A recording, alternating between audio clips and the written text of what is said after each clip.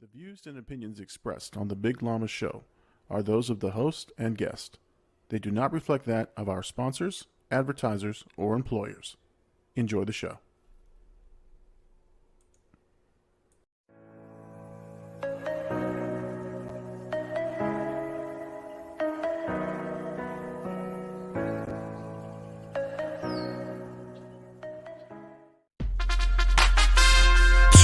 It's in the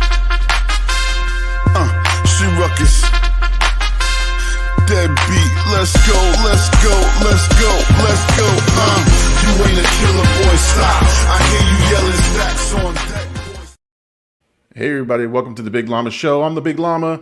Thank you so much for joining me. It is our Sunday night live, our Sunday night recap. With me, as always, my man from Colorado, AD is in the house. AD, how you doing, man? Oh, you're muted, I think. Oh, no. Oh, there we go. There we go. Another good day, another show. Starting off with more audio issues. We're going to talk about that because I really do want to, I want to recap what happened last episode or last show because, it's a learning opportunity for us, and we want the quality of the show to go up. The quality of our guest went up, but the quality of our broadcast got sabotaged a little bit. But I think I know why. All right. Before we get started, I do want to shout out my nephew. First of all, I was in Orlando earlier today at this awesome obstacle course place, had his party, and it's your birthday, Vinny. So Vinny turning 11 years old, invited me over to his party. Vinny, thank you so much. Happy birthday, dude. I hope you had an awesome day. I had fun watching you guys jump around. My old body can't take that kind of stuff, so I wasn't jumping on any trampolines or doing any obstacles. But, Vinny, awesome dude. Probably one of the smartest dudes I know. I mean, he definitely, he could build anything out of Legos, man. And he's got an engineer's mind, man. That dude's going to be brilliant. But anyway, Vinny, happy birthday, man. Shout out to you. Love you, buddy. Thank you so much for inviting me to your party. AD, you got a shout out for Vinny too? Yeah, happy birthday, man. Happy birthday. build something nice with your Legos. That's right. All right, Vinny. So happy birthday, buddy. Thank you so much, man. All right, we got a comment already, man. We got the traffic flowing in hot. Coming in hot. All right. Let's see. The big homie, the boys are back on stream. Yes, we're back on stream. Hey, man. Awesome. Yeah, man. I love this, man, especially if we get interaction. It's going to be a lot of fun tonight because we got a lot of topics to cover. A lot of topics, man. I'm excited about today's topics. Yeah, man. A lot of things happen. So, first and foremost, as we always do, we thank our subscribers. If you want to help this show week in and week out, go to the YouTube page, look for The Big Llama Show, hit subscribe, become a member of the Llama Nation. And again, what that does is helps us with the YouTube algorithm, and it also lets you know when we post content. It reminds you of our live streams. That's one way you can support the channel. So, I think we're at 123 subscribers. Every week it grows. This week it grew, it shrunk, and then it grew again. So I don't know what happened, but hey, we'll take it. 133. We got Gabe here. Here we go. What up, Gabe? Gabe's in the house. Thank you, man. So yeah, make sure you go to YouTube, subscribe to the Llama Nation, go to the Big Llama Show, subscribe there. If you can't watch this live, if you're watching this on a replay, or you want to take it on the road with you, hit the Spotify, hit Google Podcasts, wherever you find podcasts. Find the Big Llama Show live and uncut Sunday nights. The podcasts go as soon as the episode is over. I go into editing mode. I go right in and I drop the episode. So every single night after the show, this will be rebroadcast on Spotify, on Google Podcasts, or wherever you find podcasts. Make sure you subscribe there. Again, the way you can support the channel, list us as a favorite, subscribe to the YouTube channel. And if you're feeling generous, there is a donation button in the Spotify for you to support the channel financially. Again, we don't need that. We're not talking about that, but it is there for anybody who wants to do that. So Let's see. Yeah, remember, Big Llama Show podcast is what it's called. Every episode is there, and it's all cataloged by episode number. So if you want to know what we posted last time, you're there. And our big interview with SINA is on there. It made it right away, and that's a popular one for us. So we're gonna talk about that. Want to give SINA a huge shout out. So thank you, because that was amazing to have so many viewers on. And he brought his people. I mean, his people were there. I mean, Yeah. and the dude's a storyteller. I mean, from the beginning, from the jump, we were just talking. It actually got awkward when I asked actual interview questions because we were just flowing. He was just talking about his stuff, And but man, it was a great time. And funny thing is, it even reached some people that I didn't know were watching. A couple people quoted back to me a couple things that happened during the show. For example, the reveal that I've never seen Field of Dreams. My mother-in-law said, I cannot. But she come running to me because I saw her today at the party. Comes running up to me and is like, I can't believe you haven't seen Field of Dreams. I go, wait a second, you watched and listened that far into the show? and she didn't even acknowledge. She was like, you should be ashamed. I'm like, okay, I'm sorry. I am so sorry. It was a travesty. It was my a total mom, travesty. My mom actually watched last episode as well, which I was kind of surprised too. I was like, oh man, thank you. Like, she was like, you guys did great. I was like, wow, I didn't even know you were gonna, tune in. Yeah, I mean, it was a lot of fun. We were cutting up by the end, by the last 40 minutes. All right. So if anyone was watching the replay, and you want to laugh for a little bit, go to the last 40 minutes of the broadcast. Oh my God! I don't think we stopped laughing. We were cutting up, and a lot of the jokes were on me, but still, it was great, man. It was a lot of fun. So. We got another John Gillen, our tried and true subscriber. Yo, it's going to how's it going? Road to 1,000. # Road to 1,000. So yeah, John, thank you for always tuning in to the Big Llama Show. We appreciate your support, man. Awesome. So yeah, man, that last week was great, man. I was on a high for a while on that one. But, There were some trials and tribulations, though. We're going to talk about that because I was a little upset with some of our issues, but we'll talk about that in a few minutes here. All right, but we got beef, man. We got some beef going. We got beef, man. I don't want to do this, and I don't like promoting beef, and I don't like starting mess around here, right? But we got some serious beef right here. Mama Llama versus SINA. And we're talking just YouTube views alone. All right. Mama Llama was by far our most popular live stream that we've done so far. Now, it was a pre-recorded live stream. So you and I, you weren't part of it. It was just something I wanted to get out there, and she didn't want to stay up too late. I felt some kind of way. I was like, damn, I wasn't a part of the most viewed one. But thank you, SINA. So here's why I put this up. So I watch your stuff, man. I'm always checking on your stuff, and you were playing the game, you were playing the Pokemon. We're gonna talk about what you posted this week, and then I heard you say, "Man, she's got I don't know how many views," and SINA's got whatever, and I go, oh my God, I wonder how close the count is. And so I went in and I looked at the count and I go, oh dear God, he has overtaken her. So either Mama Llama has to, this is a challenge, either Mama Llama has to rally the troops, get her subscribers, get her people to come in and watch it and subscribe to the channel, and either increase her views or needs to come back on so that we can have a proper rebuttal from her as to why her views are less than SINA's right now. So. Even if we did on a Sunday, if we got on an hour early, do a pre-recording and maybe play it in between our live stream, we could do that, and that way we could have her on with both of us. See what happens, because then that will force SINA to come back as well. Yeah, well, yeah. So no, listen. So this is for bragging rights right here. So we've had two guests other than us two, right? Two guests. Yeah. Had they both given us our highest views.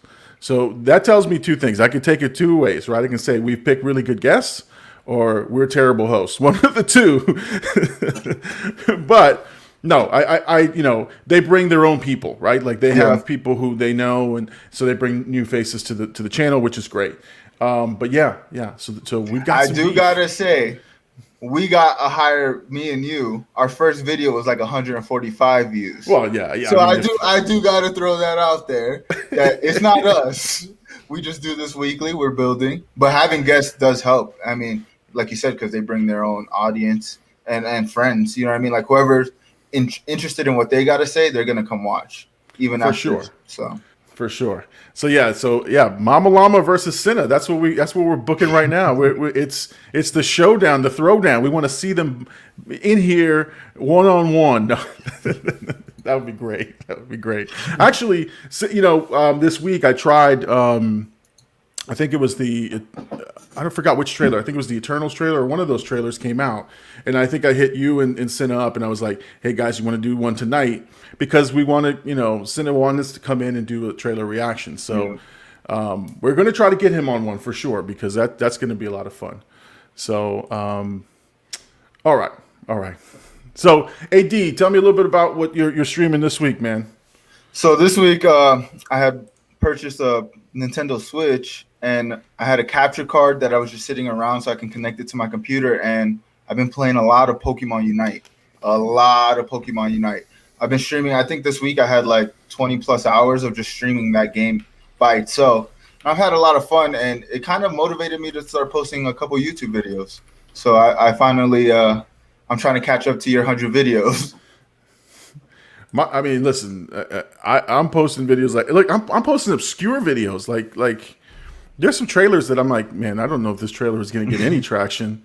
And sure enough, man, I got. I have another celebrity story. Oh, I didn't tell you about this. Oh, no, I forgot all about this. Hold on. I'm gonna pull it up here because I honestly did forget. Not that it's not important, but I just wanted to make sure I didn't miss this because, okay. So, and then we're gonna talk about the YouTube algorithm because I want to get to that. Yep. So I did a trailer reaction for a Michael B. Jordan movie called A Journal for Jordan. I watched that reaction. Right. It's going to be out on Christmas. Hold on, we got a hit here. Hashtag talk about Pokemon Unite. yeah, man. I'm telling you, I'm enjoying watching those videos for sure. You guys have a lot of fun. Yeah, he was hating on the game a little bit before, and I was like, yo, just download it, whatever. He played it, was like, man, this is actually fun. And then we started playing together. It was like, oh, this is actually a good game. And it creates a lot of good content. Because even on TikTok, I had dropped 2 videos, and 2 of them were like 500 plus views. So I was like, oh, snap. So there's some eyes out there for the game. No. Like I said, I'm trying to get into the game. So now I'm watching what you guys are doing. Yeah. And I played a little bit because you hit me up like, hey, you gotta check out this game, and I did, and it's a lot of fun. But yeah, I'm watching what you guys are doing, trying to get some tips because I don't know what I'm doing. I'm just running around shooting things, and I wonder why I grew and and stuff like that. I was like, oh, I must have leveled up. So anyway. Back to the story. So I did the trailer reaction for Journal for Jordan, and like I said, I always tag either the actors, the artists, whoever I'm reviewing. I tag them, one, because I believe in my reviews, and so I'm not trying to sensationalize anything. I always am honest with it. So I tagged Michael B. Jordan, and I sort of tagged the official page, and I hashtagged it and everything, and so. First, I got a like on the tweet from the screenplay writer of the movie. So he hit me with a like, which was great. And I was like, oh, this is cool. And I didn't, to be all honest, like in all honesty, I didn't know who he was. Like I don't know, he's not a well-known name, but yeah. I looked him up and I said, oh, this is the screenplay writer. And in one of his posts, he had posted a picture of the movie with his name on the billboard, meaning from the screenplay writer, and I was like, "Oh, that's pretty cool. He's having a moment as well." So then I get this like from a lady named Dana Kennedy or Kennedy, Canedy. Turns out she's the actual wife of the subject of the movie. So she wrote the book and she published the book for her husband. And I was like, oh, that's pretty cool. She's the actual person who's and she liked my trailer reaction. Yeah. And then she replied to myself and to Michael B. Jordan. Now, again, I think she might be talking to Michael B. Jordan, but I'll take it as mine. She wrote, "Thank you so much. My Charles would be proud." So, this was and this wasn't off like a page that like it was the main page, because she wouldn't be able to tag me. It was my trailer reaction. So, again, just a small story to be like, hey, man, like I love that stuff. It's like somebody knows I'm in their world, and it's great. So, and we talk about that every week. So, yeah, I'm glad that jarred my memory, because I forgot. Like I tell you every week, it's just like one more person knows who Llama is by your reactions, and that's all you want. I mean, you doing those obscure videos really helps your growth, I think, personally. Like me watching your channel grow and how you're moving with it, to me, it just seems like you might get 20 views off of like let's just throw an example, like that trailer, or like He-Man. He-Man was like a huge video, which I'm pretty sure you didn't go in thinking like this was going to be a high viewed video, but you get a lot of eyes that just randomly come because you're doing these different videos. Yeah. And listen, and honestly, obviously I'll do the most popular stuff. So if there's like a big trailer, and we're going to talk about a big trailer that's coming up. If there's a big one coming, I will definitely get on that one, because it does create views. It's part of the show. But no, I saw some quirky, obscure trailers that the thumbnail caught my attention. I said, okay, you know what? This one looks pretty cool. Let me just check it out. And I do the real reaction to it. And what I'm finding is these are not well-known popular movies, but they have their niche audience. Yeah. So I'm loving it, because I don't know anything about the movie. I'm not prepared for it.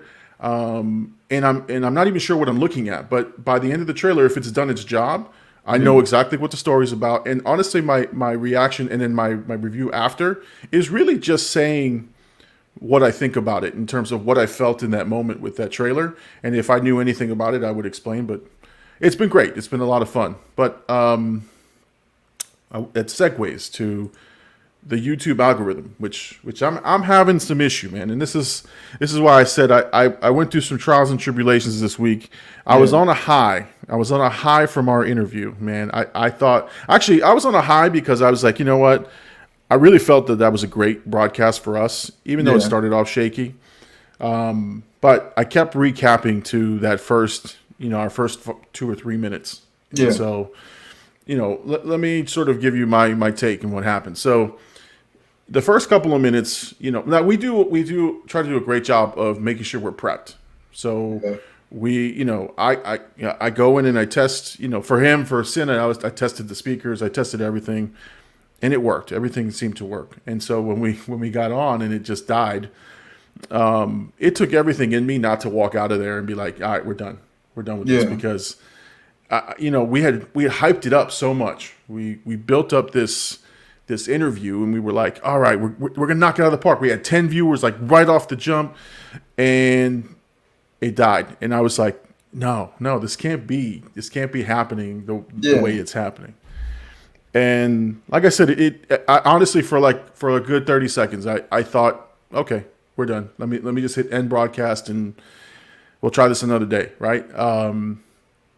But I think the fact that I knew that people were waiting and watching and wanting to see this show gave me a little bit of motivation. But I was down a little bit. It took me, if you rewatch and I rewatched it a couple times, if you rewatch it, I am red-faced. And not because I was out in the sun. Yeah, I was red-faced because I was a little embarrassed sitting next to SINA, and my stuff didn't work. But you know what? We pressed on, and it was a good episode. And so at the end of the episode, I was like, yeah, this was a great episode. We finished on a really, really good note. Really, really enjoyed it. So I was motivated for the week. So then, and with luck would have it, right? 2 days later, I took a break. I didn't do any trailer reactions, or the ones that I either had in the can already. Yeah. But I took a break, and I said, okay, let me figure out what I'm going to do next. And I'm thinking about the Spider-Man trailer. I'm like, all right, I'm going to have to figure out a plan for that. And in my lap drops the Eternals. Like, I woke up that morning, as I always do, about 5:30, 6 o'clock, for the kids and everything. And I look at my thing, and I'm like, the Eternals trailer dropped 2 hours ago. I'm like, oh, I can beat everybody too. In California, because most of the reactors that I've seen, they're all in Los Cali? Angeles. Yeah. They're all in Los Angeles, California. So they're not, either they're up late or they're sleeping. So I'm like, all right, I can be one of the first to break this. So I quick got the kids going, ran back here. I even did it without my glasses. So it was early in the morning. I did it without my glasses because I couldn't find them, and I didn't want to wake people up. So I was like, you know what? Let me get this done. So I went in, got it done, put it out. So proud. I'm like, yeah, I'm one of the first. I'm going to be on 100 mashups. I'm going to get 300 views. I'm excited. Yeah. To date, that stupid video only has 33 views. 33 freaking views. And my obscure Bob Ross 30-second review has like 60. So, I can't figure out the algorithm. That's my whole point. Is that at that moment, like throughout the day, I wondered, like, what is it going to take to beat this algorithm? And am I looking at it the wrong way? Like, I think personally, just from what you explained, it seems like, I mean, you got to think there's other people are not going to go anywhere. There's not like a specific place. Like they're not going to go to New Rockstars for the Bob Ross thing. They're going to find obscure, newer, you know what I mean? Because it's usually those people, like newer up and coming reactors, who are the ones that are doing like things like the Bob Ross. So like you'll get more views on that, but like in Internals, most people, you got to think, like most people are going to go to like the new rock stars for the breakdown, or they're going to go to like the people they watch on a consistent basis. They're not going to, I don't think with like bigger properties like that, they're going to find a new person. And maybe you might get lucky, you know what I mean? But I just, like I said, from seeing what you do, the He-Man thing, I don't think there was like a huge market of people like, you know what I mean? Like the new rock stars didn't cover the He-Man trailers, or like bigger people didn't see it, but I saw yours, and you were like one of the only people that it just popped up. And maybe that's just because I'm already subscribed to you. But I do think like when you find those like niche, like you said earlier, those niche videos, you're gonna get a little bit more views. It's the same thing with like the Pokemon thing. I didn't think like I was gonna get 500 plus views on 2 videos on TikTok, you know what I mean? But there's that niche market. They're looking for like creators who are playing this game now. So it's like it kind of helps us in that sense. But like when it comes to like the bigger property, I just feel like there's just the algorithm's gonna feed the bigger people that they know are gonna get the views for those properties. Yeah, and here's the thing too. And we've talked about this. I tried to be unique and original, and I said, you know what? I always give credit where credit is due. I went to one of the more popular reactors. And I essentially, line for line, with the exception of my tagline at the end, copied the title, copied their tags, their SEO tags or whatever they are, and thinking, okay, if I can get up there with the big boys, maybe I can get a couple more subscribers and stuff like that. So I went with it in a purposeful manner, trying to get it done. But you know what I always find is, you're right, is when I try too hard to put a video, purposely in front of people's eyes, I don't get as much results. Like again, the Journal for Jordan has a lot of hits. All these other smaller movies have a lot more hits. And you're right, there's not as big of a, there's like 100, 200, like 300,000 reactors. Yeah. All of them have an Eternals trailer, but not many of them have the Bob Ross. Not many of them. So I'm going to still do the big ones. I'm just not going to worry so much. And that's what I'm saying. Like it was an up and down for me, because I thought, here I was, I maybe I beat the algorithm, or I figured it out. And I know nobody really knows what the algorithm is, but I thought for sure I had come, so that's why, I'm not going to go crazy for the Spider-Man one. And I know that one's dropping soon, and we're going to talk about why. But I'm not going to go insane trying to get the first out for Spider-Man. You know, I'm going to do it when I have time. When I get, I'll do it that same day. Yeah. But you know, and I'm going to still do what I do, which is I tag the people who are involved. I put it on my channel. I put it on my my Facebook feeds. I think one thing you do real well is like when you see them tweet about it, you post a link right under. And I even did that with one of my on Twitter. I did that with like a Pokemon YouTuber, and he was just talking about the game, and I just dropped the video, and it was like 400 views on that as well. So it was like I just took a little page out of your book. But I do think too, one thing I've noticed, like especially when I did like a lot of like Call of Duty content. I would have videos where I'm like, man, this video is hilarious. You know what I mean? We're doing really good in the video. And those videos always tend to seem to not do the best. But it'll be like a random video, like a Pokemon Unite video where I just posted. And I'm like, oh, man, like, right. I didn't think this one was going to be good, but it is, you know? And that's the thing is and that's what I think is what was bothering me is I think I'm trying way too hard. You know, and I tell myself it's a hobby. I'm learning, I'm growing, and then you get that competitive fire in you, and you go, you know what? I want to get to my goals. I want to meet these things, and then I go way above. And so, and you know what I do is I research a lot, man. I'm a student of the game. No matter what game I'm playing, I'm a student of it. So I've sat down and I've watched other people's live streams just to try to see what they're doing. Yeah. You know, I watch other people's reaction videos to see how they format things, and I'm picking up little things, you know, from each of them. I mean, I'll tell you this. So there's this one, you know, and I'm interacting. So here's the one thing I'm not doing is I'm not going in their chats and going follow the Big Llama show. Yeah. I started all off the same way. I go Llama Nation's in the house, and then I interact with them as they are going through their show. So whatever the topic is. If I'm interested, I'm in, and I'll type away. If I'm not interested, I go to the next one. But what I found is, first of all, a lot of it has to do with your subscriber base. So the success will come when you have lots of subscribers and you go on there. And people know then, you know, for example, our new thing or our thing has been the movie Superstar. Like if you've been a fan of this show and you've been watching it, you know that that's an inside joke that we've been going, like it's been three almost 4 episodes now that it always comes up. Well, this one is the 4th. Yeah. Right, so this is the 4th, right? Yeah. No, but what I'm saying is, but that's what I found out is like a lot of these people who go to the live streams, one, if you happen to stumble upon their live stream, it's entertaining and it's fun. Just like this one, it's entertaining, it's fun. But there are a lot of inside stuff that I was not aware of, and and that's what I'm finding is a lot of people are very comfortable. And what we try to do, and this is just me, my process is even with the intro.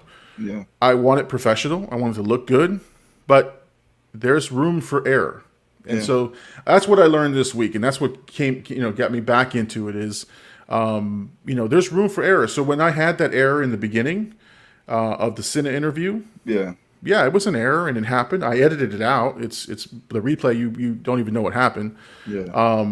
But I saw errors everywhere. I saw people, flubbing their, transition or they got off topic, like way off topic. I mean, this one guy, I like the dude. His stuff's entertainment. His name is Rockin' Robbie or something like that.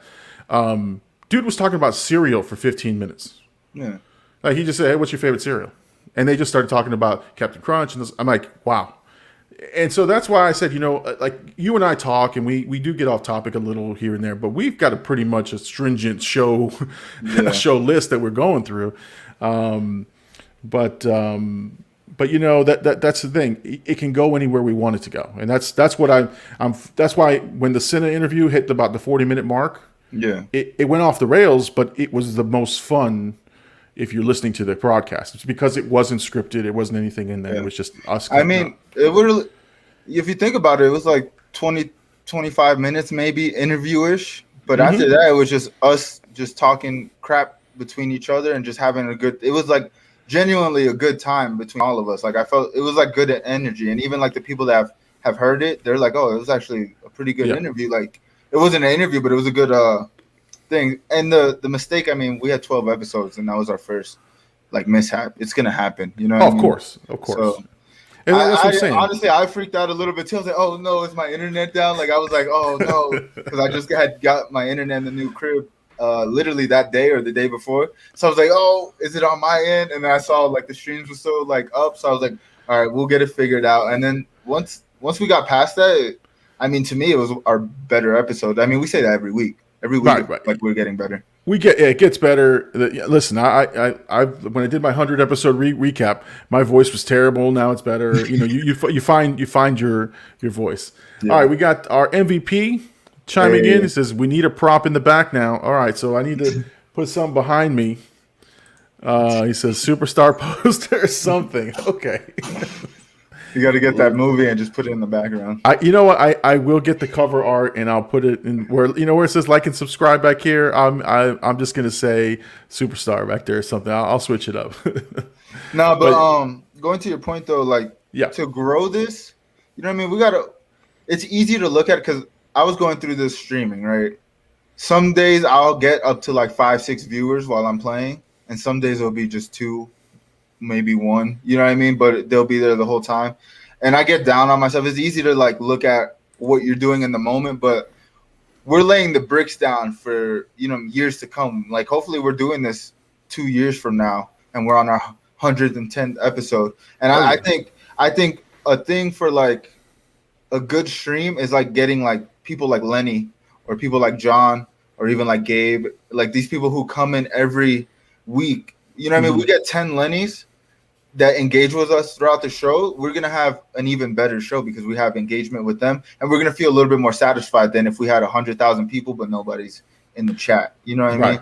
Exactly. And that's that's going to be the fun part of this is interacting with the subscribers and interacting with the fans, because that's what makes this fun. It's been fun when we just have fun. Right. So and that's what I'm saying. So, but yeah, that was why I want to talk about is I'm going to, and I like to share that I went through an up and down. I questioned whether or not I want to keep doing this because I had a letdown and I thought, I was on top of some things. And so, but again, that's life and that's what happens. So, all right, that's good. That's good. So let's transition to the week in review. A lot of things happened this week. Yep. So we love to come to the week in review and talk about the stories of the week. And topic number 1, and it hit everybody's radar tonight, was the Spider-Man No Way Home trailer. There was an unfinished leak. Here, this is what it looked like right here. The Spider-Man trailer, literally a trailer. And there was a small unfinished trailer that was out. It's been taken down. Anytime it pops up, it gets taken back down. So, but this is the story that's going to break the internet. This is going to be the big one, right? If you can snag this one. Now, I did watch about 30 seconds of it because I'm gonna be honest. I couldn't help it. I couldn't help it. I was like, let me take a look. I don't want to see it, but like a car crash. You don't want to look, but you can't look away, right? So I physically went about 20, 30 seconds. It was in really poor quality. So I didn't get a whole lot out of it. And so I mean the visual effects weren't even done in the video. Right. So it just gives you a little bit of an outline of what you might be seeing. And it's stuff that's already been leaked out there. So if I say, Doctor Strange was in it, that's not anything that hasn't been already discussed. Alfred Molina, who is Doc Ock, he's already confirmed he's going to be in this movie. And that's the image I just showed right here. I don't have the trailer and I don't want to play it on here. But we will be reacting to the real trailer when it comes out. But this is the crazy part is that, I know tomorrow Sony has time, and this is what I read. Sony has time reserved on in CinemaCon. And everyone was saying they're there, but they don't have a big presentation. And apparently they have a good 2-hour presentation planned. And they said that how do you go to a CinemaCon and not bring up the biggest movie of your company? So and so that was the rumor, is that's where it was going to be released. And it looks like with this leaked footage, they're going to have to do something for damage control. Well, I do think. I mean, I heard a lot of people say that there probably is going to be the trailer and they're going to release it like an hour after. But like you said, damage control. I mean, it was all over the internet. I was watching 3C Films. He does like breakdowns and stuff like that. I honestly found him within the last couple months, and I think he's really good. But I was just watching a video of him talking about, like, I guess somebody showed him the actual trailer, or he had, I don't know how, he had like some like knowledge of it, and he was breaking down like what we would see through the trailer. So that's why I watched the leaked one, because then I started seeing on Twitter like, oh, leak this, leak this. I just checked it out, and everything he said that was going to happen happened in that little, that trailer that you just showed. So right. I think for me, when I see like movies getting this hype where people are leaking stuff, where, I mean, we get we just seen an unfinished trailer. You know what I mean? Literally no visual effects. Spider-Man swinging through buildings. You don't see anything on like the buildings. They just look like blank. They don't even look like actual buildings. So it's just like, for something like this to leak shows the anticipation for the movie. I will share a story with you about the first Spider-Man, the Tobey Maguire Spider-Man. Yeah. So way back in 2001, in the non-YouTube era, right? A buddy of mine at my work got a copy, the pirated copy of the movie, and back then, if you found a copy, it was widely released, but there wasn't a lot of file sharing services that would be able to host it long enough. So one day he comes to me. Now this is the biggest movie of that summer. That Spider-Man was the huge deal. I was gonna go see it in the theater no matter what. He's like, dude, I got a copy of it. Do you want to watch it? I was like, are you kidding me? Are you kidding me? I would be the first to watch it? Yeah. So we snuck off into like a meeting room. We played it. Now again, this was 2001. The computer like processing quality was terrible. It looks like almost the image that I sent you. Like it looked kind of like that. Yeah. But I watched probably a good hour and a half of that movie, and it didn't ruin anything for me, man. I was like loving it, because it was that first moment of seeing something that nobody else had seen. And I think that's what you get from something like a Spider-Man No Way Home, is that there's such hype behind it. So many variables, so many characters that may or may not be in the movie, that it's like you just can't help yourself. Like, you want to be one of the first to see it. I'm the resident leak reader. So like, I know, which it was dope, because a lot of things that got leaked months ago that I knew about got confirmed with this trailer. So I'm excited to see the movie now. But as a person who watches these leaks, or like reads these leaks and finds out every bit of information about these movies, I think it adds to the movie experience, because you know what I mean? Like, you get the description, and you kind of, for me at least, I'm a visual, like, I like visualizing what it's going to look like. You know what I mean? I like visualizing how they're actually, the director shoots the shots, and like they put it together, how the actors are acting in it. And just the leaks give me the little information I need to like imagine in my head. And then when I go into the thing, I'm like, oh, I thought about it in this exact way, or you blew my mind with how you presented it, because I was thinking of it going in the other way. So for me, I think it's dope. And I think a lot of people feel like that, even though a lot of people don't want to hear spoilers and stuff. Right. I think it kind of adds to the experience. And like I said earlier, like the fact that people are trying to leak this, and people, I mean, we've been talking about it, I think last 4 shows, we've had a little segment about this movie, because it's like, where's the trailer? Where's any information about it? It's just building to the hype. So, I mean, hopefully we get it on time, and hopefully it's not on any streaming service, so it gets the money it deserves, because it will. Well, yeah, no, listen, they would be so dumb to put this on a streaming service anywhere near, because piracy is going to eat this movie up. So the minute it goes digital, somebody's going to capture it, and somebody's going to put it out there. Let's see. Lenny's got something out here. BitTorrents disclaimer: this is not a confirmation or denial that I've ever downloaded copyrighted material. Yeah, it's true. And listen, I will not confirm nor deny whether I've done that as well, but I do know that they are readily available the minute that they hit the theaters, especially if there's a digital copy somewhere, or if there's a premiere access. So, for example, like the Jungle Cruise, the Suicide Squad, all of those movies immediately the day it was released were on pirated services, or if you have the membership for that particular service. Now, I will tell you, if it's a movie I don't really care for, If I can find it in a pirated format, I may or may not watch it that way. Got to be careful now with attorneys. But no, I mean, Allegedly. Listen, allegedly. But no, the piracy thing is huge, man, because it will devour a movie. It will take away the profits, and if your movie sucks, right, and the word gets out that it's terrible from the pirated groups, there's no surviving that. Like no one's gonna go see it. You know, I think now, especially, it's a little bit easier now that they're putting it on streaming services because you can just record it, put it up. But I think back in like 2001 and like when you go to Chinatown and you get all the bootleg movies, I think it kind of was in a lot of ways it helped.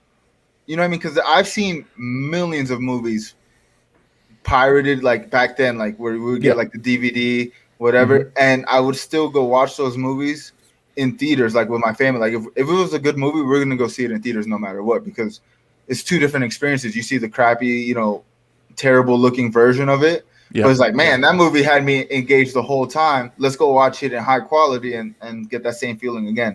And like you said, it doesn't really take away from it. I think nowadays it might take away from the sales of it.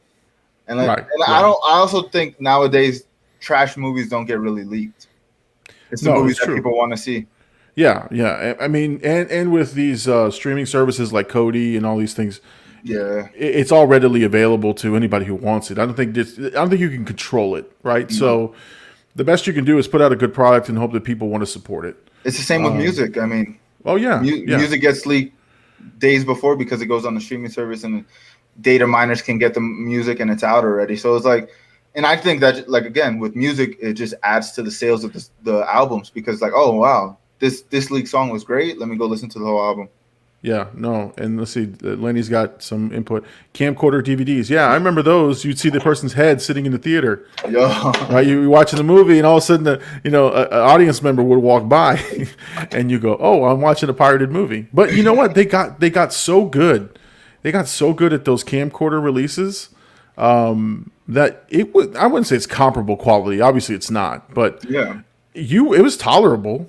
There were some movies I couldn't watch, like when there's hooting and hollering in there, and there was a lady's afro in like the scene for like 50 minutes of the movie. I can't watch that, but if I could find a different copy, maybe I'll watch that. But it depended on the movie. It really did. Yeah. If I wasn't that interested and I didn't want to support that thing, I wouldn't watch it. But listen, if it was available and it was a movie I wasn't that interested in, and it got my eyes on it, and then maybe I will go and either purchase the Blu-ray or go see it in the theater, that type of thing. So, there's room for everything, man. It's kind of sad now that we're talking about this. Like, we're never gonna get to experience that kind of like bootleg again. And like as a child, because movies were a huge thing in my family. My grandpa would bootleg movies off of like recording like through the VCR, and he had every movie, like whatever was on like TBS or whatever. He had every movie, like literally any movie. So I grew up with that, and then like my mom every Tuesday would go to Walmart and buy the new releases that Tuesday, and then we had 3 like long stacks of just films. And when we got those like pirate movies, and it was movies that I wanted to see, like those were some of I think that's kind of where my like leak fetish came through too, because it was like, oh wow, like I can see these before everybody else, like kind of what you were saying earlier, like. Man, this, and then when you see it again, like I said, when you see it in high quality, it's like, oh wow, this is how it should be experienced. Right. That sound wasn't as good. No, I mean, I remember we had a DVD guy. We had a guy who would show up to work with a duffel bag, and he had all these pirated movies, and we were like, hey, what are we watching tonight? Right? I mean, it was just neat. But when later, as I had a little bit more money in my pocket, I would either rent the movie or red box it. Right? Before streaming services, I really enjoyed just that going to Blockbuster, going to red boxes. Yeah. I mean, I love that. That was the most fun I've had as a kid or even as an adult. Just being able to walk. And what got me in Blockbuster was renting video games, because that was always a crapshoot. Yeah. You could buy a video game, right, and it was terrible. Like I grew up in the 80s, 90s, right? In the 90s, there were some bad Sega Genesis games. There were some bad Nintendo games that you would spend $60 cold hard cash, and you turn it on, you can't play but the first board, and then you were like, oh, this is trash, and you can't return it. So, renting them was amazing. I thought that was like the biggest turnaround for Blockbuster and all these places was like I could actually try the game out before I really want it, and if it was that good, I'd go out and buy it because now I've invested 2 or 3 nights on it. Yeah. I want to finish it. That's I finish games just by renting it. Like I would keep it consistently rented. I'm like, all right, I'm gonna finish this. I'm a little slower on the games, man, but you know what, man? I was persistent, man. I would do my reading. I'd talk to friends, and I'd get through the game. But no, not through one night, man. I was not that patient. I would be so like after the first if I can't get past the first couple of boards, I throw the controller in the air. That's it. I'm done. I'm done. I can't do this anymore. But yeah, man, those were the days, man. Blockbusters and all that stuff, and again, the pirated movies, and we're actually going to talk about the box office towards the end of the show.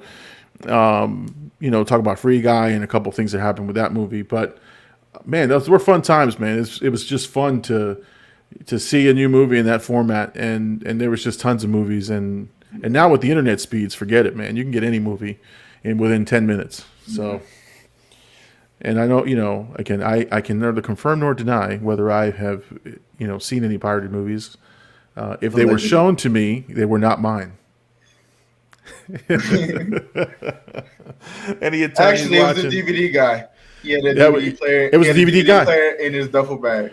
Right. He provided them. I never sold any. Actually, that's an honest statement. I've never sold or distributed any pirated material ever in my life. I purchased from people who had it.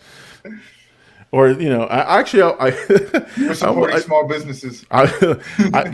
Listen, 2 years ago, was it 2 years ago? Yeah, about 2 years ago, I was in New York, just before COVID hit, and there was a dude on the subway, and he had stacks of Blu-rays, stacks.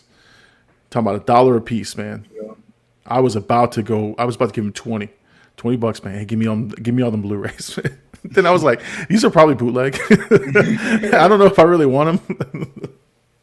Man, but that dude got my attention. He walked in with a stack of blues in his hand, and I was like, are those Blu-rays? And they're $1? Oh, God. Which ones? And they were like terrible Blu-rays. Do you have Superstar? Listen, if I bought that bootleg, no way. No way, that's it. I quit. No, I did not buy a bootleg version of that movie, for sure. All right. Let's talk about the next topic. We got Marvel Studios' What If. So episode 2 hit this week. Episode 3 will be on Wednesday. And this one was the What If T'Challa became Star-Lord, which was really, really an interesting premise. But it became a more emotional episode because of the loss of Chadwick Boseman. So it was fun. It was fun, but I love the show. Yeah, I love the show, and I'm glad that this was his last sort of voice character or voice input for T'Challa. And I think he knew he was sick at the time, and but it they got you in the feels at the end with his little. They gave him a tribute. Yeah.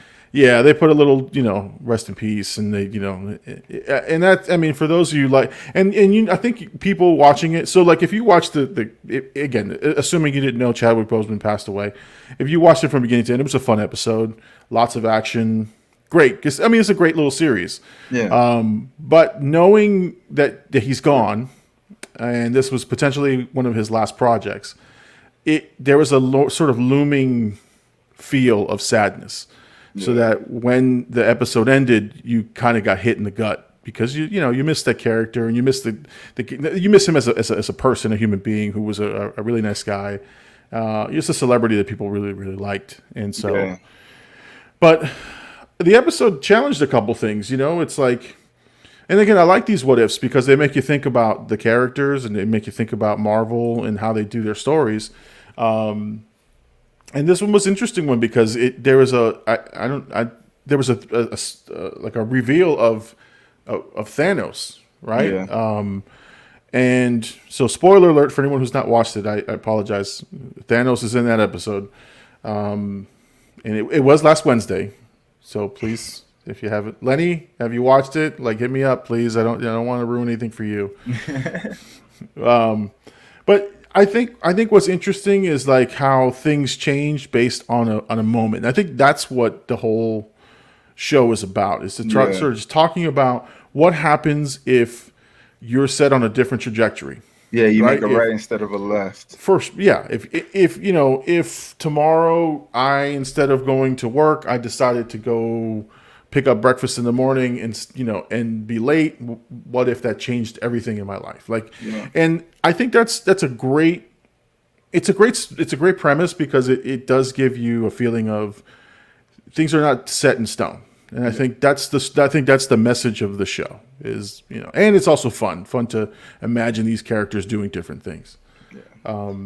I kind of want to wait until they're all out because I thought they were going to release it. I don't know why now that I think about it, I don't know why I thought they were going to just drop them all together because, I mean, they haven't done that with any other Marvel show. But I kind of want to wait because I want to see if it culminates into something or if it's just like every story is just their own story. Like, will this be Chadwick's last performance in the show, you think? I think so. I don't know. Like, you're right. There's a discussion, and some people are saying that there may be a grand finale that incorporates all the stories. Because if you look at some of the posters and the trailers, let me see if I can bring that one back up. I mean, even in the trailer, they showed like a different form of the Avengers. Yeah. See, in the trailer, you see sort of this big, all of them coming together. Yeah. So I don't know if that's meant to be at the last episode, but again, right now it's playing like it's individual vignettes, right? It's one story and that's it, and then they move on to something else. I haven't seen any links between one character and the other in the first two episodes. So excuse me. So do you think this show can have like ramifications for the actual MCU? I think what it does is it test the appetite of fans of seeing different variations of that character, because Marvel has done it for years in their comics, where you have the Amazing Spider-Man, you have the Spectacular Spider-Man, you have these different variants, different versions. So I think that's just they're trying to see what and also if popular and is successful. Like I know there's already some chatter about Captain Carter. Maybe having either an animated movie or a more prominent role or some variation of that. So it's kind of like a test area for some ideas maybe that they couldn't commit to money into the movies. Yeah, and it's fun. It like I said, it's just a lot of fun. Now the Star-Lord character, what you find is that unfortunately it makes God, what's his name? Who plays Star-Lord now? Chris Pratt. It makes Chris Pratt's Star-Lord character seem like a douche a little bit, Yeah. The way that they did T'Challa on this one. So, where T'Challa brings instant regalness and classiness to the character, and Star-Lord is more of a what? Who is he? That type of thing, like a dismissive character. But, man, I found it entertaining. Man, I thought it was fun. It's fun to see it, and I think next week is if I'm not mistaken, is what if Killmonger had saved Tony Stark, which I'm really interested in that one because, that Killmonger character can come back, I think. I think he will come back now that Chadwick isn't around. Yeah. I think. But we'll see how they do it. I'm curious to see that movie. I mean, there was something that came out that we're going to get Ironheart, which is like the female version of Iron Man. Yep. And we're gonna see like her first appearance in the second Black Panther. So, I mean, losing Chadwick was a huge hit to that movie, especially how successful that first one is. But it kind of gives like a good bookend to his life because, one of his last movies was one of his biggest roles ever. I mean, he's gonna forever be known as T'Challa. And even now in the What If thing, like you said, like hits you in the feels because he was that character. They can't replace T'Challa, but they can replace the Black Panther, Right. And I think I honestly, I mean, you have to have faith in Marvel. Yeah. What they've done so far with their characters and with their storytelling has been I think professional. I think classy. And so a replacement like Chadwick Boseman has to be treated very, very well. But I think they'll do it justice. I think the story will make sense. It's not a plot device that just has a new Black Panther. I think it's well thought out.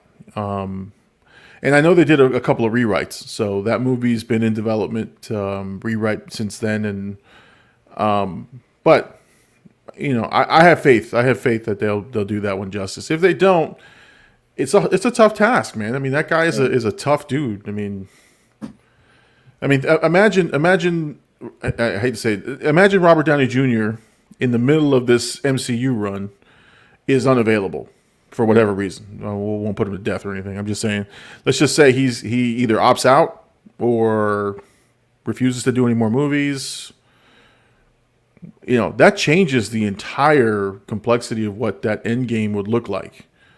Midway through, you have another Robert Downey. You have a different Iron Man. And that's next week's episode of What If. Exactly. What if? Yeah.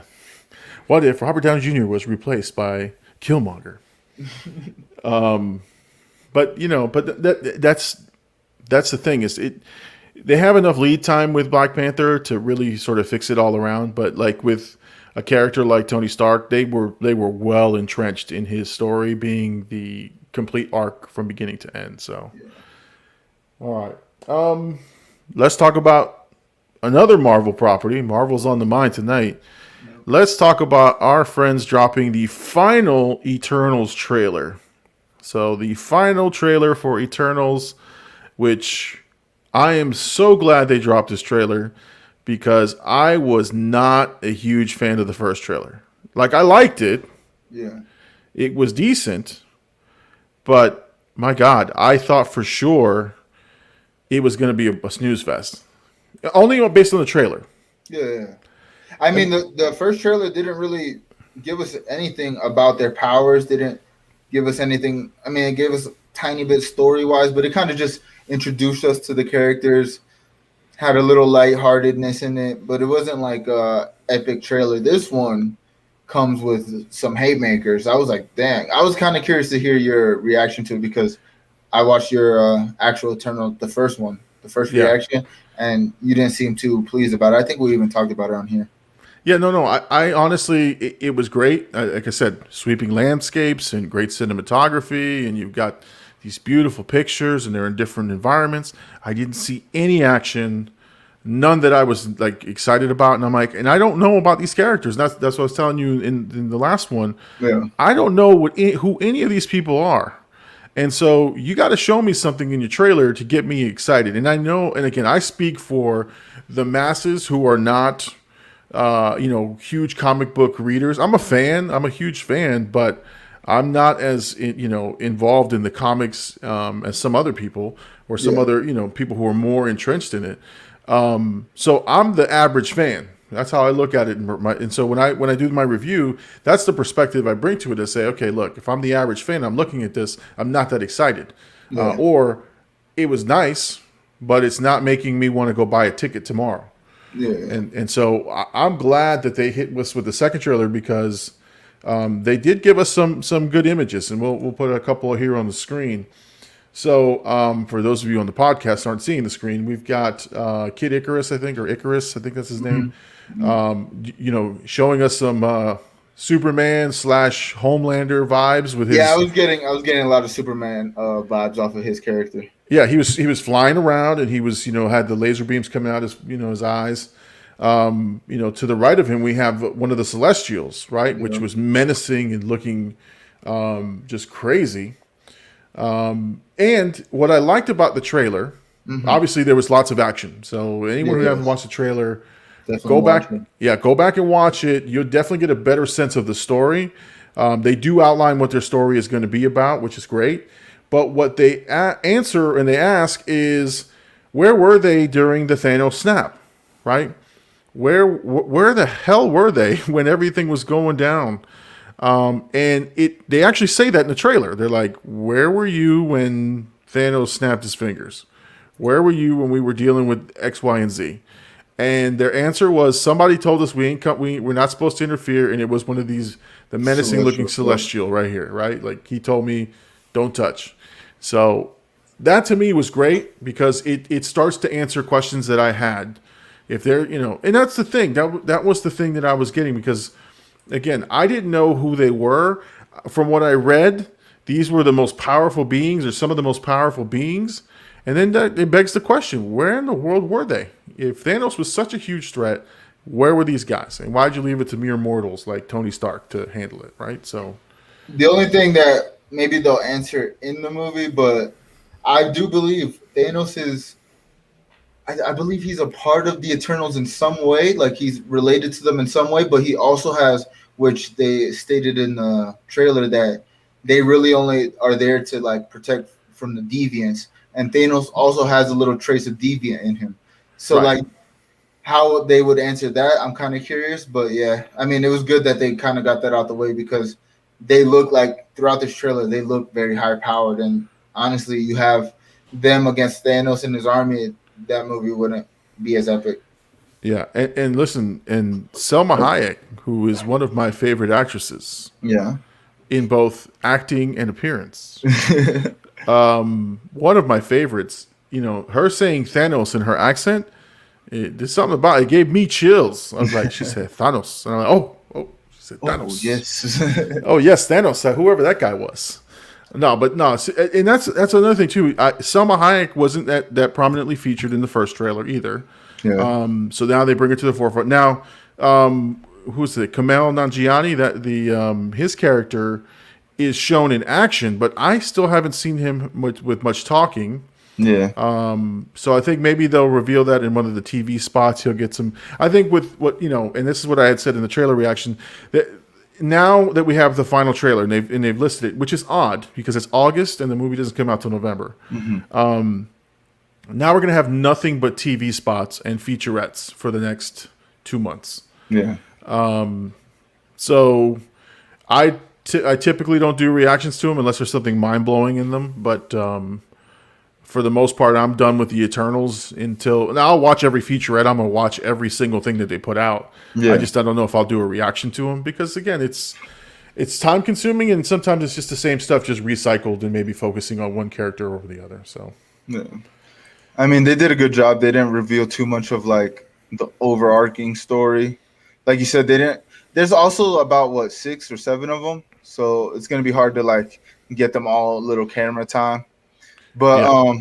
I mean, I think they did really well with the second trailer, and even the first trailer kind of makes sense now because they didn't reveal anything really. You know what I mean? Like you said, they just showed like how it looks.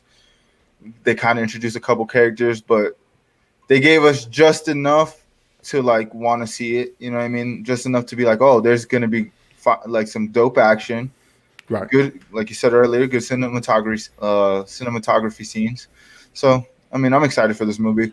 I'm just excited because I don't know much about the Eternals overall. So, like, getting a movie and actually learning about them is going to be dope. And if I like them, then I'm probably going to dive deep into them. Right. And I think even with, I think it's the Black Knight or the Moon Knight. Moon Knight, yeah. Kit Harington's character, I can't remember who he plays, but he's got his own movie coming out later on, but he's now featured in the Eternals, so this is like a offspring to a different movie, and so that's what I'm interested in, is how does this stuff connect to the other world. So should be interesting. We'll have to see what happens with it. Yeah. But yeah, you're right. It gave you just enough to go, okay, I think I want to check that out.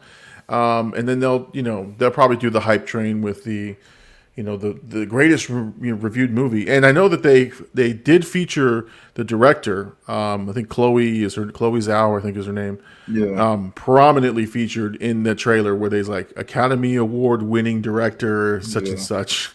So they're definitely gonna. What I thought too, and this is why someone had said they're probably also doing a Oscar push. For this movie. So the release date and time coincides with award season. So it's out in enough time where it can be considered for the Oscar. I think that's a good move on their part, especially if they think they've got. And I know Kevin Feige has on a lot of interviews has said he really is he really enjoys this. You know what's happening with the Eternals. Yeah, It's I'm also interested to see like the ramifications for MCU, like what happens with this movie. If Doctor Strange, I mean not Doctor Strange, but like the Loki series kind of affects this as well. You know what I mean? Like, Right. do we get any answers for that? Like, did it affect their world at all? I mean, obviously they're essentially gods, so I don't think like a time breach would really mess them up. But Right. we're gonna get a lot of questions answered with this movie. That's a good question. The Eternals could be in a completely different multiverse, right? Like they could be on a completely different, type of Earth, and then then the event brings them all together, right? It could be that. I mean, but yeah, there's a lot of questions and see, this is the thing. Marvel's got a lot of things to answer, and it seems like it's doing it pretty well. And we're going to talk about Shang-Chi in a few because that one, my God, the reviews for that one are insane. But before we get to that, let's talk about the box office. So last week, Free Guy came out, right? Last week, not this last weekend coming, the weekend before it came out. Yeah, it expected to have huge numbers, and it did. And then what they kept saying was, let's wait till this week and see what happens with the box office. And yeah, it dropped, but it didn't drop as much as they thought it would. Yeah. But here's the thing, and this is what pisses me off, and this is a Llama rant, right? It's like, it's a no-brainer. He didn't have to compete with streaming services. Mm-hmm. You had Ryan Reynolds' movie exclusively in the theaters with no streaming whatsoever. No premiere access, no nothing. Mm. And so it's so dumb that I don't even know why it's news, right? Like, of course, his movie the second week is going to do pretty well. Now, and they're calling it a success, but it still hasn't reached the Suicide Squad money yet, and it's still growing, and it's week to week it's growing. And I get the pandemic is impacting the movie theaters now even more, but it's not a colossal success. It's a success because it's continuing to make money, but it's still not. It's still below, I think, Fast 9 and Black Widow in terms of box office gross. So I think because it's a new IP, they're kind of looking at it as such a huge success because it made like 28 million, I think domestic, and then like 51 million, I believe, globally. Yeah. So, I mean, it did good numbers, and clearly, I mean, Ryan Reynolds already came out saying that Disney's kind of looking at a sequel for it. Yeah. I just think people didn't expect much from this movie, and it kind of gives them a gauge, like, maybe the releasing on streaming services isn't the best way to go simultaneously with releasing in theaters, because if a no-name movie, I mean, obviously everybody everybody loves Ryan Reynolds, so most people are going to go see it because it's him. And even like if it was on streaming services, I think it would have did even more numbers because there's a lot of like gamers who are in the movie, like are featured in the movie. So I feel like their audiences would go like on the streaming service more so than going out purchasing the tickets. And maybe that also has to do with why some people went out and purchased tickets. But like I said, I think just because it's not a huge IP like Suicide Squad or Fast 9 or Black Widow, it didn't have like these, and even the budget I don't think probably doesn't compare to any of those movies either. You know what I mean? So like to them, it just was a good movie, and it kind of shows them like, hey, maybe movie theaters aren't as dry as we think, Yeah, no, and that's the thing is, like this movie was in danger of becoming like like a huge flop because it was oversaturated. There was so much before it was supposed to be released. There was so much advertising went into it. Then it got delayed, and then when you saw the trailers again, oh, okay, like I get it. It's a video game movie, right? That's what people were labeling it as, but the early word of mouth on it was that it's way more than a video game movie, even though it features a lot of video game people. And it just has these elements that Ryan Reynolds brings to it, and that it's a surprisingly good movie. Yeah, I don't think it's as good as The Truman Show, which is one of the better movies for, like from the outside looking in type stuff. But it's in that discussion because they're saying the themes and the story and this and that. So I just think the word of mouth helped it on week 2 because you went to the movie and this is what would have happened to Suicide Squad. Yeah. So it's an R-rated movie in the pandemic, but it's got this same day and date release on HBO Max. So you would have had if there was no streaming service release. Everyone who went and said, "My God, this movie was insane." You got to go see it. You go grab a couple friends. You go see it again because you want to see it again. Yeah, I'm telling you, the box office would have went through the roof week 2 for them. It would have had a great box office. Well, obviously not opening day numbers, but yeah, but it would have sustained. Right. And I think there's a couple of movies who've done that. I think Deadpool was one of them, where it had a surprising first week, and the word of mouth got out there. And look, the second weekend release, people were going. I mean, and they kept going because they were like telling a friend, like, dude, you got to see how crazy they went with this movie. You got to see how they sliced this guy in half. You got to see this and this. And so it's the same thing. Suicide Squad would have had that same word of mouth, but like I said, even for me, I haven't gone to see it in the theater. Yeah, I've seen it twice now, but at home. And I want to see it in the theater, but now I'm like, all right, well, I've seen it twice now, and I got my service, I got my money's worth, and I'm good. So I'm a supporter of the theater, but for some reason, like once I saw it in my home, I was like, okay, maybe I'll go. I did want to see it, but there wasn't an advantage. There wasn't any motivation for me to go out to see it. It was already there in my house. And, I mean, maybe if it was a movie.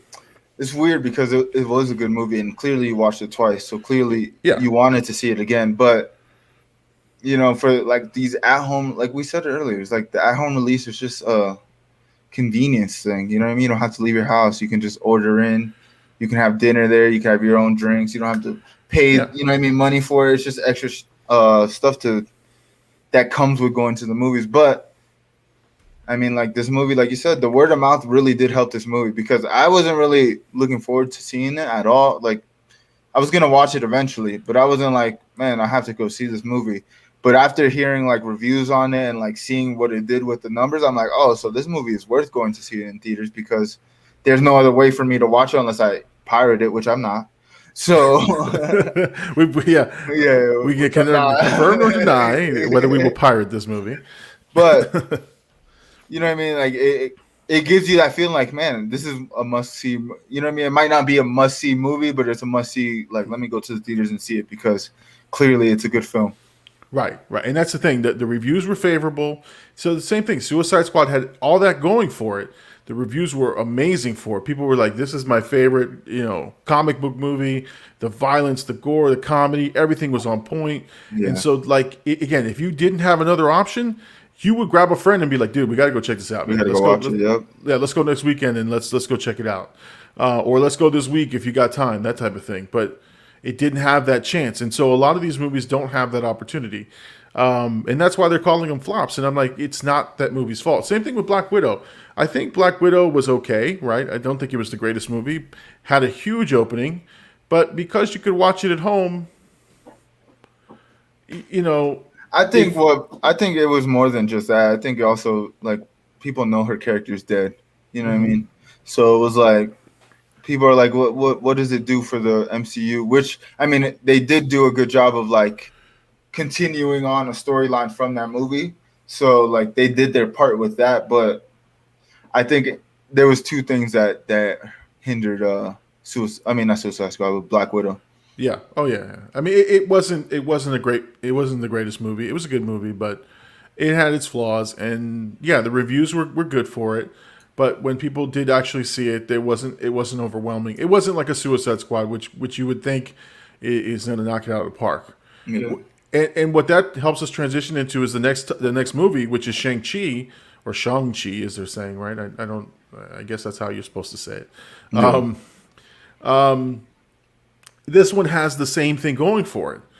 It's got amazing reviews. Like, dudes are coming out of the theater saying this is as good as Endgame. I mean, now I saw John Campia, who I listen to every day. Yeah. He came out the theater. He has his, he does his his initial thoughts. And I know there's a review embargo, so I think the reviews come out this week.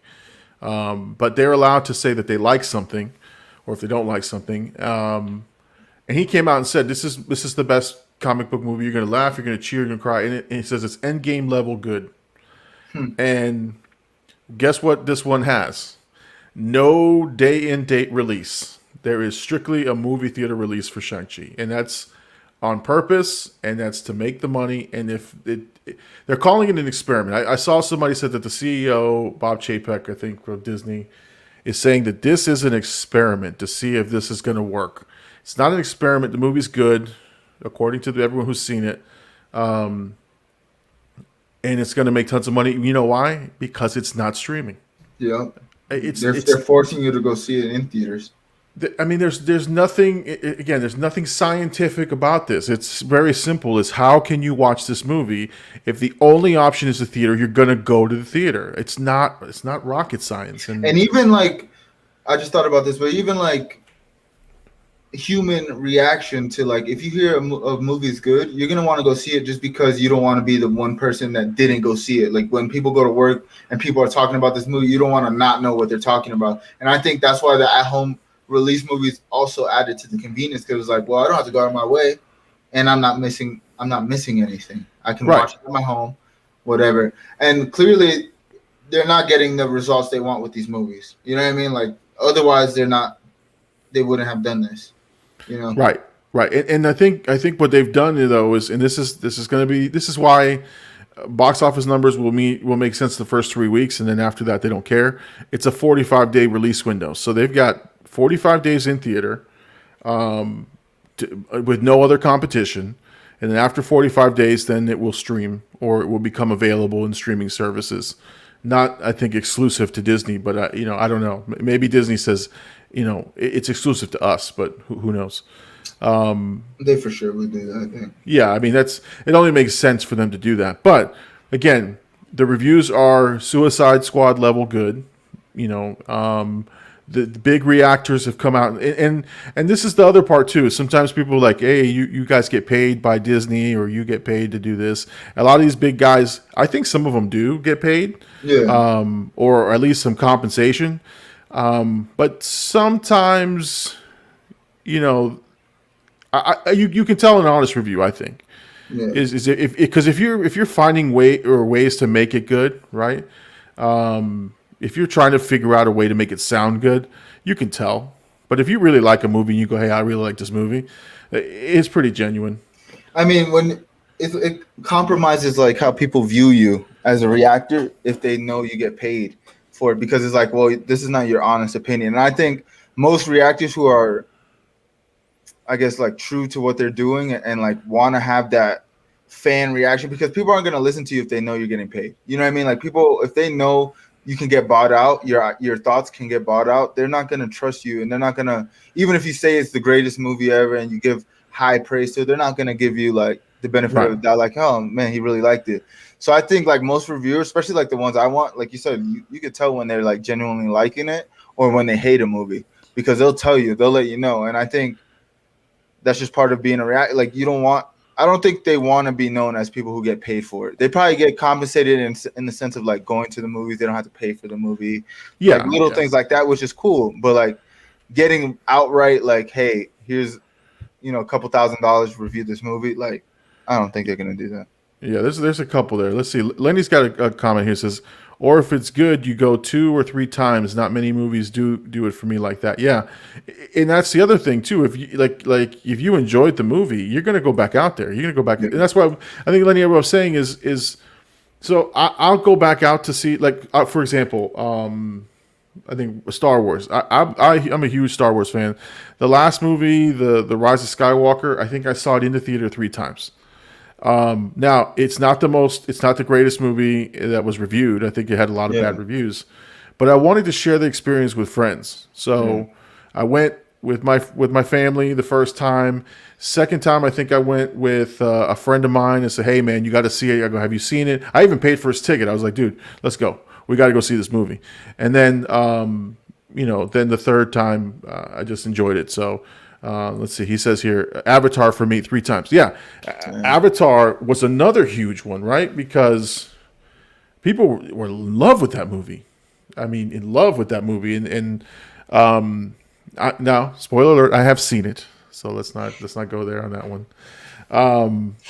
But you know what it was too? It was so visually stunning, that movie, and I think it was released in 3D, and it was just such a great movie, such an action-packed, fun movie that, yeah, you went to go see it, and the marketing for that was great. It was it was like an experience. You had to be in they sold it to you that way. You had to be in the theater to see this movie in 3D in its proper format.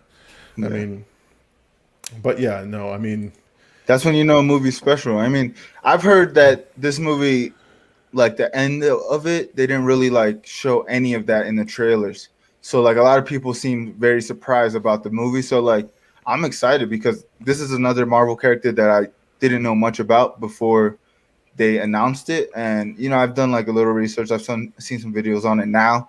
Yeah. But I'm not like, I don't know as much as I want to know about it. So like hearing that it has these reviews, I'm excited to see what it's like. Yeah. Let's see. Lenny's talking about Avatar. He says, I own the 3D Blu-ray. I don't store it near Superstar. Of course not. You don't put that movie near Superstar. Superstar is a top shelf movie. Well, the Superstar's on your now playing on your desk. That's what you put it. He has it right in the DVD player.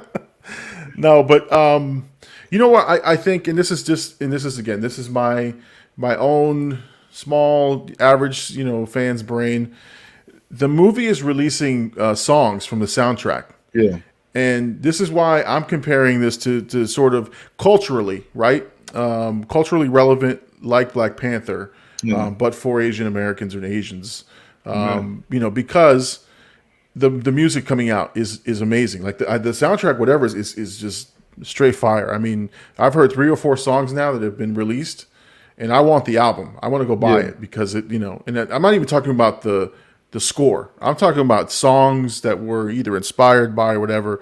And that to me, again, that starts to show you how huge this movie is going to be and what kind of marketing it's getting. But the music to me was great. And I remember Black Panther. I hate to say this, but I listened to the Black Panther soundtrack before I watched the movie, right? And I love the soundtrack. But Kendrick Lamar ruins the movie. If you really want to, a spoiler, there's a line that he says in there, in one of his songs, where he says, "All hail King Killmonger," and you're like, you don't know what that means. So I'm listening to it. I'm like, yeah, "All hail King Killmonger." I'm like, oh, that's a dope line. I don't know what it means. I watched the movie. I'm like, oh, that's exactly what he meant. He became the king. He became the Black Panther. And I'm like, oh. So that album is one of my favorite. Like, it's definitely one of my favorite movie albums. But just as an album itself, like the way that Kendrick put it together and like his team put it together with the features they had, is one of my favorite albums. Like I still replay a lot of those songs now. I was running and I was listening to that exact song, and that part came on, and I thought about it. Like, was he like? You could take it 2 ways. Like you could take it like in the movie, Killmonger does become king for a little bit, but you could also take it as like maybe he's like agreeing with like Killmonger's stance in the movie. Yeah. And listen, the way that Kendrick Lamar put that, because I think he put together the soundtrack, right? Yeah, I think he did the compilation, he put it all together. It was his album. Like, forget the movie. It was just, I mean, it was a powerful. Yeah. I mean, it was just great from beginning to end. It just had bangers, it had tracks, it had everything. All right, look, we got this is what I like here. We had a comment here. It's an advertising, but you know what? We on the show said we're always going to look at comments. So it says here, want to become famous, buy followers, primes, and viewers on bigfollows.com. Listen, man, I appreciate the hustle. I really do, and I acknowledge the hustle. So RJ Payday Bar 11, dude, I don't knock the hustle, man. You're doing your thing. If any of my viewers want to subscribe or look in that's on you guys. I don't know anything about it, and I don't, but I don't knock his hustle, man. That's one thing I will not do, man. That dude is trying to get some stuff out there. I'm gonna acknowledge it, but I don't know anything about it. So guys, I don't know, but it's true to our word. We're gonna acknowledge it, right? Have you seen this guy in your feeds? No, but I get those all the time. Yeah, I mean, All the time. it's cool, man. It's cool, man. I don't. Again, I don't want to besmirch anybody for trying to make some dollars, do a little hustling, man. That's the game, man. That's what you're supposed to do. Yep. You're supposed to try to get out there. So RJ, payday bar 11, man. Appreciate that hustle, man. You got a shout out there from us. All right, so yeah, they had their big premiere. It's going to be huge, culturally huge. I don't know if you can see. I think that's Ben Kingsley. In I don't know if you can see my cursor there. I think he's there. He was the original Mandarin in the Iron Man movies. So I don't know if that. I guess it's not a secret that he's in this one. I thought they killed him in that short. Well, he was the fake Mandarin, right? Yeah, but they had like a short that was like, I think in a way like kind of leading up to this. It was a while ago though. I think like Iron Man 2, Iron Man 3 around there. But they did like a short where I think they killed him, but I'm not too certain about that, to be honest. Yeah, I don't know. I don't think I've seen it. But hey, if he's there, maybe they're going to address it. Maybe they're going to address the fake Mandarin, which is good because it's a bad plot device that they used, and maybe they need to address it. Yeah. Let's see. Oh, look, Larry says here, we've been trying to reach you about your vehicle's extended warranty. You can knock that hustle. I think I can knock that hustle for sure. I mean, no, listen, Lenny, you're right, man. Some things are a little crazy, but if this dude's just going on random live streams, he gives me a view. He hits me up with a comment. I can't complain. RJ Payday Bar 11. Do me a favor, man. Subscribe to the channel. Hit the like button. How's that? or follow me on Twitch because he's from Twitch. I see him on Twitch there. Oh yeah, you letting them know we appreciate you. I see that. Yeah, man. Listen, man. This is the fun part of the show, man. Making these connections. So again, Shang-Chi should be huge release. Theatrical only. I think it's gonna be the biggest box office numbers because you got to think about like China and like they're huge Asian. Are their theaters even open now that I think about it? I think they are, but I think there's some controversy in China about either the movie or some of the characters. But no matter what, it's going to be a global success because it's a huge movie and it starts the new phase, right? And I think that's what Kevin Feige said this, and this is why I said it's important. It's an important movie.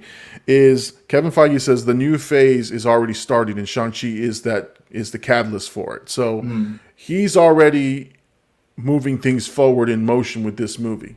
Now, what I think they're going to be pressed with is the COVID issue in terms of delays and moving things. Yeah. There's not a lot of wiggle room for this year and even the first part of next year to move things around. I think things are in place for release schedules, but I think beyond 2022, you might see some things move around if things don't turn around in terms of the COVID stuff. But we do have one that got pushed. Venom, Let There Be Carnage has been delayed. So they were a little vague with their titling. Yeah. And now it's been officially delayed. No one knows exactly when the new release date is, but Sony's a little worried about it. I mean, it gives them time to also polish like visual effects. I don't know how like maybe the movie's already completely done, so I don't know. But it does hurt like the anticipation of the movie. Yeah, I mean, people were excited about it. I think there's too much competing with it, to be honest. I think first of all there's COVID. Yeah. And now you have this Marvel slate. So if you really think about it, you've got What If now, Shang-Chi is in September. October, there's another show, right? Isn't it not Falcon, the Hawkeye. Hawkeye? Yeah. Then you've got the Eternals in November, and Spider-Man in December. Like it's like right in the middle of this. I think it might be overload, but for me, you can't give me enough Marvel movies, man. No, I also think it's gonna delay. I mean, their universe that they're trying to build, like the Morbius movie, but also like Adrian Toomes, the what do you call it, the Vulture. He's supposed to be in the movie as well. You know what I mean? So like it crosses like Spider-Man from Marvel and now Sony's Venom. So like I'm curious to maybe if that has anything to do with it as well. It might. I mean, it's not a good sign for it to be delayed. And I think it's this movie and the new James Bond movie. Like those are the two movies that are like continuously moving on and on. So, yeah, no, it'd be interesting. It's going to be interesting to see what happens with this one. But yeah, so Venom being delayed starts the big long list of possible delays for COVID stuff. Yeah, man, it's just we'll see what happens. I'm I wasn't that excited for it to begin with. My reviews on it were it's too comical, but there's some promise with Woody Harrelson. So yeah, I think he's going to be one of the creepier villains we've seen on screen so far. Oh yeah, for sure. Now the only thing it's also too is that there's I think there's too much buzz going into Spider-Man No Way Home. I think there's just too much, and so Venom's going to get lost in the wash. I think it's better if it comes out after the hoopla and the hype. So if they delay it to January, I think that would be a good release time for it. But or along the same time as the Spider-Man movie. Who knows? I feel like also it's the waiting game of like, are they doing just box office releases or are they releasing it on streaming services? I think that has to do with it too, because I think with this movie, with Spider-Man, with Shang-Chi, they want to make the maximum amount of money in the box office as they possibly can. You know what I mean? I think like Black Widow was a good throwaway to see. I mean, even Suicide Squad was kind of a good throwaway to see because people weren't expecting much from Suicide Squad because the first one was, garbage. So yeah. These movies are good tests to see, like, hey, maybe, you know what I mean? And then now we see the success of, like, Free Guy. So it's just, like, the whole movie industry is just in a weird space right now, man. And COVID's not helping it. The rise of the numbers and stuff are not helping it either. Yeah, they're not sure which way they want to go. COVID's, like, on the rise again, so COVID. Almost I said like Cobra, like G.I. Joe. Cobra's on the rise. No, you're right, man. It's there's too many variables. You can't figure out what's what. So they're playing with $billion franchises here, and they're trying to make their money back. So I don't blame them for doing it. I think people would be mad if there wasn't so many things on the block this year. Yeah. Like if this was one of the big movies coming out at the end of the year and it got delayed, people would be pissed. But I think there's just so much coming up. I don't think anybody cares. Honestly, I didn't see a lot of uproar other than people just saying, is this the beginning of what's going to happen with other COVID movies? Yeah. But even like the fact that Shang-Chi's not getting pushed back, you know what I mean? Like now, and they're actually coming out with this kind of like I feel like there's another reason it got pushed back, and it's not just the COVID thing because they haven't announced, Spider-Man getting pushed back. And it's a Marvel Sony property as well. So, like, maybe Marvel's like, hey, we're not pushing back Spider-Man no matter what. We already kind of did. So. And I think Lenny's talking about the Maverick, which is Top Gun 2, is coming out in November. So he's looking forward to that one. Yeah, Maverick was supposed to come out a year ago or over a year ago. In fact, what I found funny is that all the marketing for movies and the product placements, you can buy a pretty cheap Maverick shirt at Walmart for like $3 because they bought Maverick socks, they bought Maverick shirts, hats, all kinds of stuff. And it's on sale. And they had Wonder Woman did the same thing. They had released all of the merchandise and they delayed all these movies. So For sure, for sure. All right, man. Listen, man, we've had a pretty jam-packed show. Yeah. Pretty compact and efficient show. This is one of our we've been going 2 hours, man, but we're about to, at the end of our show here. AD, you got any parting shots? Anything on your mind right now before we close out the show? No, just keep watching, like and subscribe. We'll be here again next week. We'll be here the week after. Follow me on Twitch, blackout_AD, where I'm streaming Pokemon every day now. And that's about it. No problem. So yeah, let's pay the bills. Let's talk about our everything else we got. So yeah, if those of you listening again, if you're listening to this on the podcast, thank you. You found us on your favorite podcast. We would tell you go to Spotify, but you can go to Google Podcasts, anywhere you find podcasts and feeds. Look up the Big Llama Show. Go to the YouTube page. Make sure you subscribe. When you subscribe, or actually, if you're looking for the show, look for the Big Llama Show. That's what it's called. That's our channel name. Look for the Big Llama Show. Hit subscribe. Hit the like button on this live feed. Make sure that you hit us up with comments. You let people know about the Big Llama Show. If you're having fun with it, let others know. Join us. We'd like to hit you guys up. Let's see. We got a comment here coming in at the end. Help me through work. Appreciate the Big Llama and Blackout AD. Okay. So you're at work, man. All right. Excellent. Something to take your mind off of the work. Time.